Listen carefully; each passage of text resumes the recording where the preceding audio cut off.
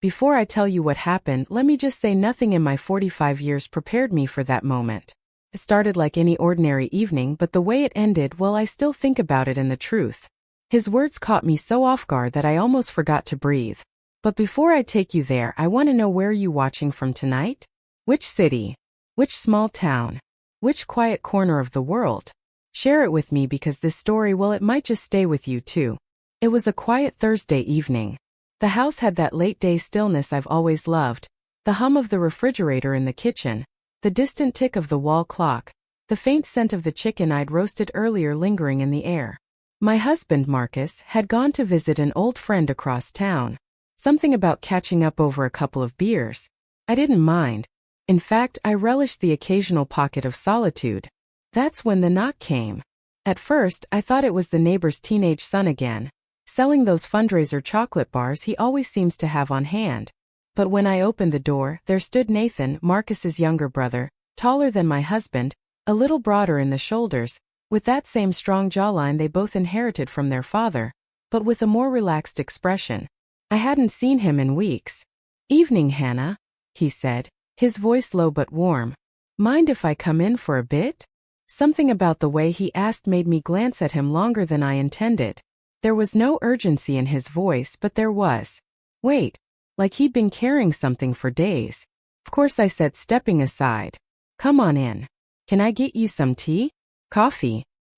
He shook his head, brushing a bit of wind-blown hair from his forehead as he stepped inside. "Tea would be nice, actually, if it's not too much trouble." In the kitchen, I busied myself with the kettle, pretending not to notice the way he lingered by the doorway, hands in his pockets, looking around like he was both at home, and yet somehow cautious. The air felt different with him there. Not tense exactly, but charged in a way I couldn't quite name. "How's work?" I asked, glancing over my shoulder. "Busy," he said, then paused. "But that's not really why I'm here." I stilled for a moment, one hand on the tea tin. "No." He gave a faint smile that didn't quite reach his eyes. "We'll get to that." We sat at the kitchen table once the tea was ready, steam curling lazily from our mugs. Nathan rested his forearms on the table, leaning forward slightly, the way someone does when they're about to share something they've kept to themselves for too long. "You've always been easy to talk to, Hannah," he said quietly. "Easier than most people." I chuckled softly. "I'll take that as a compliment." "It is," he replied, his gaze holding mine a fraction longer than expected. "It's one of the reasons never mind." I tilted my head, curiosity stirring. "Nathan, if you came here to talk, then talk. You know I won't judge." He exhaled slowly, glancing toward the hallway. And that's when he did it. He stood, walked to the doorway, and pushed it shut. The soft click of the latch seemed louder than it should have been. My heart gave a small unexpected flutter, and I wasn't sure if it was from surprise or something else entirely. "Nathan, what's going on?" I asked, my voice a little lower. "Now." He returned to his seat but didn't touch his tea. I don't know how to say this without it coming out wrong, but I've been holding something in, and tonight I can't anymore. The room felt smaller somehow, the air thicker. I could hear the clock ticking from the living room, each second stretching longer than the last. "You've been there for me in ways you probably don't even realize," he continued, his voice steady but softer now. "After Dad passed, when I was barely keeping it together, you were the one who checked in. You listened. You made sure I ate. You saw me." I swallowed, feeling an unexpected lump in my throat. "Nathan, your family. That's what we do." "Not everyone does," he said firmly. "But you did, and I haven't forgotten." There was a pause, not awkward but weighted with something unspoken. I could see the muscle in his jaw tighten, as if he was debating whether to cross an invisible line. "What I'm trying to say," he went on, "is that I admired you more than I've ever said. You're remarkable, Hannah." I didn't know what I expected him to say, but it wasn't that. The words landed in my chest with a strange mix of warmth and unease. I wasn't offended, far from it, but I was aware of how close we suddenly felt, like the world outside that closed door had faded entirely. I gave him a small smile, unsure how else to respond. "That's kind of you." "It's not kindness," he said, shaking his head. "It's just the truth." The kettle's faint warmth still lingered in my hands as I lifted my mug, but my thoughts were elsewhere. Nathan's eyes didn't waver from mine, and I realized this was no casual visit. Something in him had shifted, and the quiet between us was beginning to hum with an energy I couldn't ignore. That night had only just begun. Before I take you back into that room, let me put this plainly. I didn't plan any of it. A closed door, a steady voice, and a confession that changed how I saw my own heart. If you've ever had a moment that made you question the lines you thought could never bend, you'll understand what happened next. Tell me where you're watching from, which city or small town, because somehow it feels easier to tell this if I imagine your porch light on, your coffee warm, and your mind open. The clock in the living room ticked so loudly it seemed to count my breaths. I could feel the smooth ceramic of the mug warming my palms, the tea scent curling up like something gentle trying to soothe a complicated night. Nathan hadn't touched his drink at all. He sat with his hands clasped, thumbs worrying against each other, eyes steady in a way I'm not sure I'd ever seen on him before. "Hannah," he said, and even that sounded heavier than my name had any right to sound. "I didn't come to make trouble. I just didn't want another day to pass with this sitting in my chest like a stone. I didn't run from silence the way I used to. I let it spread between us like a tablecloth unfurling, softening the edges of everything. The house seemed to lean in with us. The faint buzz of the kitchen light, the sigh of the old fence, the distant rustle of our maple tree outside. What is it you want me to know?" I asked. He looked down, then back at me. "That I respect you, that you've been a lighthouse for me when I didn't deserve one. And that somewhere along the way I started looking forward to your voice more than I should have." My first instinct was to correct him, to point out the words with a red pencil like a teacher would. "More than you should have." But life isn't graded, and raw truth doesn't need editing when it's already bleeding out into the air. I took a sip of tea to buy time to feel something warm on a night that suddenly felt cool and fragile. "Nathan," I said carefully, "you're not saying this lightly." "I can hear that." "No," he replied. "I've tried to write it out of myself. I've gone on runs until my lungs burned, worked late, dated people I barely knew. It wasn't about you doing something wrong. It was about me recognizing something in you. Kindness, calm. This sense that I'm safer when you're in the room."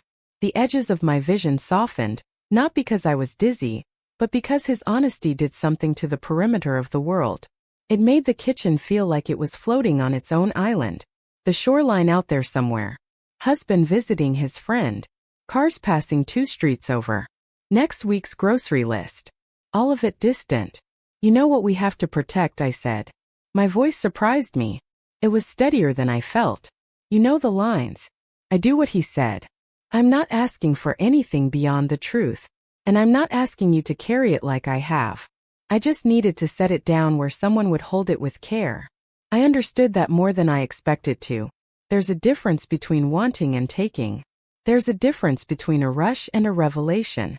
And there's a fierce grown-up kind of love that insists on doors staying closed not out of fear, but out of loyalty to the life that taught you who you are. I reached across the table with one hand and rested my fingers near his knuckles without covering them. A little island of contact without claiming anything that didn't belong to me. "Thank you for trusting me," I said. "It matters that you said it out loud." He let out a breath that sounded like he'd been holding it for days. "I thought it might break something. It might change something," I corrected gently. "But change isn't the same as breaking." He smiled a little at that, and the room exhaled with him. I realized how tense my shoulders had been and rolled them back, listening to the small crackle of muscles loosening. "How do we carry this?" he asked. "What do we do tomorrow? Sunday dinner, birthdays. The next time we're in the same room and someone makes a joke and you laugh and my brain does that stupid spark thing." The way he said it, that stupid spark thing, made me feel both older and kinder than I usually do. Maybe that's what comes with being 45. You start to see feelings like weather patterns. You respect the storm, but you learn when to bring the umbrella and when to stay inside. "We don't pretend it never happened," I said, "but we don't feed it either. We honor what's real, that you're a good man, and I am a married woman who loves her husband. We keep what's precious safe, and we let the spark be a signal, not a fuel." Nathan nodded slowly. "A signal that something in your life is asking for attention." I said, "Maybe not me. Maybe not us. Maybe something you've been missing. A gentleness, a steady presence. Maybe you're ready for your own lighthouse, not someone else's." His eyes grew damp and he didn't look away. "I don't want to lose you." "You won't," I said, the words careful and honest. "But you might lose this particular ache. If we do this right, it will start to loosen." It will turn into respect you can live with and not a weight you carry around. He finally picked up the mug, warming his hands around it without drinking. We sat like that for a while, listening to nothing and everything. The kind of quiet that feels earned. When he spoke again, his voice was lower, like he was talking to the part of himself that needed convincing. I almost moved to Portland last month, he said. Filled out applications, looked at little apartments with bad carpet. I thought if I put 1,000 miles between me and this house, I'd solve it. And did you? I asked. I got as far as imagining the empty rooms, he said. And I realized it wasn't about miles. It was about meaning. I didn't want to run. I wanted to learn how to stay without losing myself. I nodded. Then let this be your practice. Staying without losing yourself. You can do that. And we can help each other with boundaries that are our friends, not our enemies. He tilted his head, almost smiling. You make it sound manageable. It will be, I said. Not always easy, but manageable. A car passed outside, headlights coming across the living room wall in a slow, bright sweep. We both watched the light come and go as if it were a gentle reminder that the world still moved in its usual ways, even when hearts were learning something new. You should know, I said after a moment, choosing my words like stones across a creek, that I care about you deeply. And that doesn't change because of this conversation. But there's a part of me that needs to say out loud that I choose my marriage. I choose Marcus not because it's convenient but because it's worthy. He's worthy. I hope you can respect that. I do, Nathan said quickly. I do. I never wanted to put you in a position. I just needed you to know what I was working so hard to hide. Sometimes hiding becomes heavy. I said. Sometimes the bravest thing is to put it on the table and name it, and then we figure out how to lift it together. He nodded again, and this time the nod looked like gratitude, not resignation. He took a small sip of tea and grimaced a little. It's too strong. I laughed, startled by the normalness of it, and the laugh loosened something else I hadn't known was tight. I always forget how you like it. More honey, please. I stood to get the honey jar from the cabinet, and as I moved around the kitchen, the familiar rhythms grounded me. The small clink of the spoon against the lid, the slow ribbon of amber slipping into his cup, the way steam caught the lamplight and made a tiny ghost above the mug. When I handed it back, our fingers brushed. An ordinary accident made more noticeable by everything around it, and he pulled in a careful breath, then smiled in thanks. You know, he said, Dad used to say you were the calm in the family. Before you even married Marcus, he'd say, that Hannah girl, she's got a steady hand. The memory warmed me. He said that all the time. Nathan said. I think I chased that steady hand right into tonight. I just needed to say it to honor it, to thank it. You're welcome, I said softly. And thank you for trusting me with the truth. He glanced at the closed door, then back to me. I should go before Marcus gets home. Not because I'm hiding, but because I don't want the first thing he sees to be me looking like I just cried in his kitchen. We didn't cry, I said with a gentle smile. Maybe a little on the inside, he admitted. We both stood. For a moment we hesitated, two people considering what kind of goodbye belongs to a night like this. I opened my arms just enough that it could be read as either a hug or a polite gesture, and he stepped forward into the careful middle. The embrace was brief and deliberate, a human reassurance, not a promise. His breath was steady, mine stayed even. When we stepped back, it felt like we had both agreed to the same map. I'll see you Sunday, I said. I'll make that salad you like. He chuckled. The one with the citrus dressing. Tastes like summer. Exactly.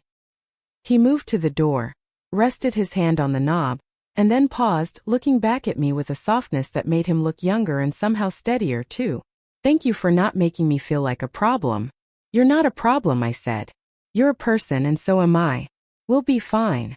He nodded, opened the door and stepped into the hallway. The night air slipped in around him, tasting like leaves in distant rain. When it closed behind him with a gentle click, the sound didn't feel like an ending. It felt like something we'd set carefully in place, a boundary that would hold. I cleaned the mug slowly, letting the water run warm over my hands, listening to the small household noises return to their normal importance. The clock ticked in its usual rhythm. A Negra's dog barked once and then gave up. In the living room, a lamp cast a soft gold oval on the rug where Marcus liked to stretch his legs after dinner. I imagined him coming through that same door soon, shrugging off his jacket, asking if we had any of that pie left. Life with its ordinary appetite. I stood for a long time in that quiet, noticing how my shoulders sat lower than they had an hour earlier. The truth had been spoken. It hadn't been glamorous or reckless. It had been adult. It had been careful and brave and good. I felt the shape of gratitude in my chest. Gratitude that love can be many things without becoming one single thing that undoes everything else. Gratitude that words, when chosen with care, can save you from yourself. When Marcus finally came home, the night folded itself into what we planned all along. His voice in the hallway, his keys hitting the dish by the door, his familiar kiss on my cheek. I looked at him with the clear view you get after cleaning a window you didn't realize was smudged. He was tired but light. He told me a story about his friend mishandling a grill and nearly losing his eyebrows, and I laughed until my stomach ached. I poured him a glass of water and set the pie on the counter and felt in a way I hadn't in weeks steady. Later, when the lights were out and the house settled into its midnight noises, I lay awake for a few minutes, listening to Marcus's breathing, even out beside me. I thought of Nathan's hands around the warm mug, the way he'd called me a lighthouse. I understood that he wasn't really asking for me.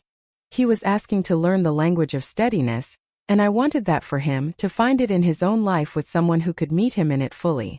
The next morning would come with sunlight and coffee and a grocery list. Sunday would arrive with laughter and the citrus dressing he liked. And the closed door, it would remain closed, not because of shame, but because we chose the kind of lug that doesn't need to open every door it finds to prove it's real. Sometimes the most surprising words are the ones that help you stay exactly where you're meant to.